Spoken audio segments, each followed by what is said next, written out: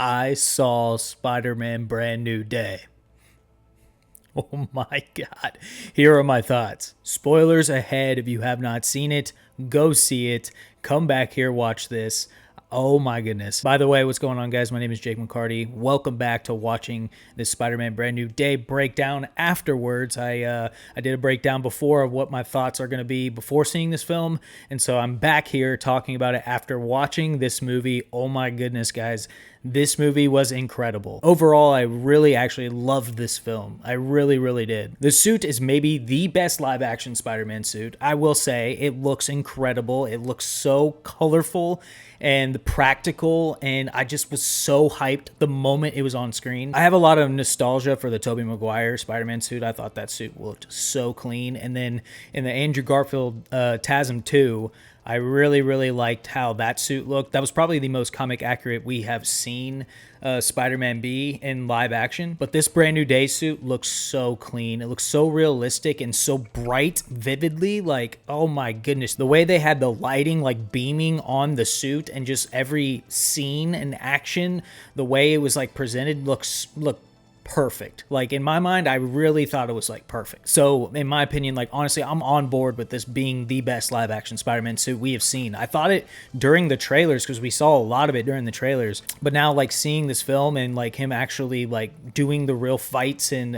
actually in action with the suit, yes, this suit is the best live action Spider-Man suit. It is. I'm on video saying this. And to mention the action, incredible. So good. Like some of the best live action Spider-Man action, so to speak, we've seen. Definitely. All the fight montages that were at the beginning, I'm sad that we didn't see much of it, but they kind of teased those in the trailers. But showing that off, like I loved how they did that. I love that that's a part of the film and like what he's been doing for the past 4 years. Thought it was so sick. I thought it was like kind of like refreshing to see, like, okay, the director Destin Daniel Cretton knows the comics, loves the comics, and is just doing a beautiful montage of an homage, I should say, to Spider-Man. So I thought that was great. Like showing off Tombstone, showing off Tarantula, showing off Ramrod just at the beginning looked like really cool. I wish we would have seen him a little bit more, but still, it looked great.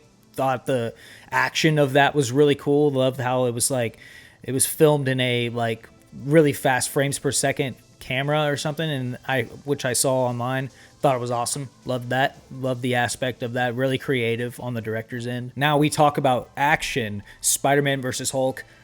Guys, that was one of the best fights we've ever seen in the MCU, period, let alone a Spider-Man movie. That is one of the best, coolest looking fights I've ever seen. I love the Incredible Hulk so much. I think the Incredible Hulk is my second favorite superhero, genuinely. It's like I love Spider-Man, Hulk, and Daredevil. Those three just like mean a whole lot to me. I throw in Wolverine too because that's like another really one of my favorites too. But yeah, like Hulk is just so cool. The fact that we got Hulk and Spider-Man in a movie together was amazing, let alone this fight and the action in it.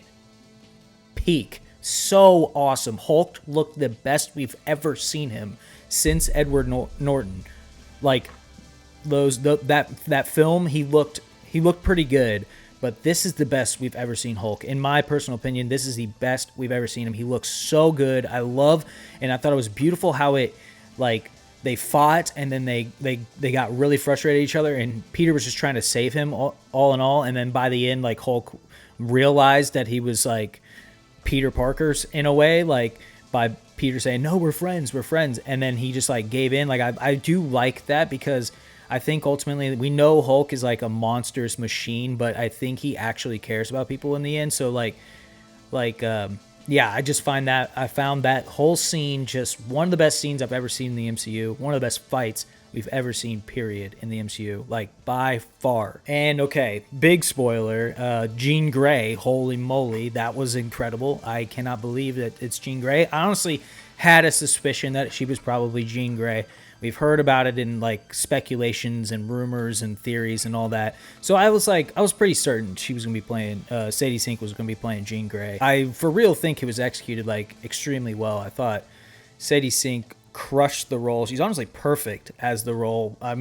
I think like her placement in this movie was a little like weird in a way, but I think it was executed like pretty much perfectly how it should be. And I really like the second half where she's like really involved. You know, I've seen people say that they don't really like the aspect of like the first half was great, second half is like, why is this all about Jean Grey? I don't know. I liked that when we get Spider-Man movies, we implement a lot of other characters because obviously Sony writes and all sorts of different reasons. But I'm glad Spider-Man is in the MCU. I just think that like Jean Grey is such a great character, and we're about to get X-Men, so like involving her in a movie that's going to be a huge hit. Everyone's going to start realizing who Jean Grey is more if you didn't already. And I think that's like super important. I don't know. I think it worked. It worked in a weird way. And I was happy with it. I thought now that we're going to be getting X-Men, like great. We see the first X-Men introduced in the MCU pretty much. Like that gets me hyped. It gets me hyped for the MCU. It gets me hyped for what the future is about to hold for Spider-Man, X-Men, also everything, pretty much everything. So I have no complaints about that. I think it's great, and I'm excited, very, very excited. Now, my biggest like thing about this film that I loved is Tom Holland. He made one of the best Spider-Man movies we've ever seen, single-handedly, like mainly because of him in my eyes. Now, for me, you know, I feel like I need to see it a few times to really get a strong opinion about this film's like rating against all the other Spider-Man movies. But personally, I think he might have solidified that he is the best Spider-Man. Like, I think we can confirm he is the best Spider-Man after this film. After Tobey and Andrew basically handed Tom the torch in No Way Home and said, here you go, Spider-Man, pretty much. And the success of that film, you know, now that he's made this film a really strong movie after one of the best Spider-Man movies ever, again, No Way Home, I think this might seal the deal. He's the best Spider-Man, guys. We have to give Tom Holland his flowers. He's the best Peter Parker. This really solidifies him being the best Peter Parker. He was hilarious and fun as Spider-Man in this one. Maybe the most out of all of his other films. Just how like he took on a very great power, great responsibility vibe in this movie. Like he really took that on. Put his heart on his sleeve, went hard in the paint as Spider-Man. And guys, he's let's give him his flowers. He's done it. He's the best Spider-Man. The emotion that was in this film, like with Tom Holland, just like when he starts crying after Zendaya kisses her boyfriend, her new boyfriend, and him swinging away, dude, the emotion that I saw on that man's face when he was swinging away in the rain, dude, he was really tearing, bro. I think he got into character so hard there. It was so good. That's just like one of the many emotional moments that like got to me in this movie. Like just powerful moments that I think we were missing out on a little bit in the other Tom Holland films. And not to mention, you know, the emotion on the other hand, not just with Tom Holland, but Zendaya and then Jacob Batalon, I think that's how you pronounce his last name, who plays Ned, and Zendaya playing MJ. They crushed the roles as them. Like, this is the best they've ever played these characters in this movie. In my opinion, this is the best. Zendaya has played MJ, and Jacob has played Ned Leeds. Like, just crushed it. Emotionally and funny and, I guess, comically. Like, just perfectly well executed in this film. See, like, Jacob's character, Ned was so genuine. Like, I felt for him. He was such a big fan of Spider-Man because he's like, I don't know who this is, but this guy is, but he saved my life. Like, I found beauty in that he was like rooting for him, and he's like, I want to find him just to tell him like thank you. Like, that was so cool. And like he plays like the big fan of Spider-Man in like a really good way, and not just like a crazy like I love Spider-Man like in a freaky way. Like he was in on the character. I really believed it. Thought it was great. Wasn't awkward. And then Zendaya, oh my gosh, her basically acting out whenever Jean Grey took over her body and like kissed Peter Parker. That was one of the best like acting moments in the MCU by far too. Like her taking on like, hey, I'm gonna summon MJ and kiss Peter, and like how Zendaya had to act that out, like so good, so emotional. That was a kick in the butt. Jeez, so sad that Peter had to experience that. He was like really hoping that, you know, MJ was in there still loving him, and like Jean Grey, Sadie Sink's character, just just takes over her body and does some evil manipulation towards Peter Parker. And gosh, so emotional. This movie was like very powerful and very emotional, and it's like that was very beautiful about this movie, and that's what gives me a lot of like points up on this film. So I love that about this movie. So emotions were through the roof, up and down roller coaster throughout the whole movie. And like the emotions for the audience for sure too, but like if you look at it as like for Peter Parker, so emotional, so sad, like you really feel for Peter, the burden of being Spider-Man and sort of being Peter Parker too, especially in a world where nobody knows Peter Parker. Like, gosh, you really feel for this character, in my opinion. Like, I felt for him, and like I love that about Spider-Man, like, period. I think like it's sad to say, but we need Spider-Man to be kind of like sad in a way, because like that's what drives Spider-Man, is like the responsibility of like, I have to protect, I have to have this huge responsibility of like, I have this awesome power to save people, and I'm gonna take that on. And he does, and he wears, like I said, he wears his heart on his sleeve. So like the emotions with the character really make this movie well done, in my opinion. Like he executed the emotion with what it is to be Peter Parker, what it is to be Spider-Man, like so well done. Destin Daniel Cretton just crushed this movie. Good for him. His first time taking on Spider-Man. Like, oh my goodness. Good for you, bro. This is great. And not to mention, oh my gosh, MJ. This is more emotion. When MJ told Peter that she didn't love him, that was like so deep. Like those, but I just don't love you, or whatever it was, where she just basically admitted like, I don't love you because I don't even know who you are. Like, cut through everybody in the audience. Like, I already know it. It was so powerful. Like, because it's true. She doesn't know him. So like, and he realized that the moment she said it.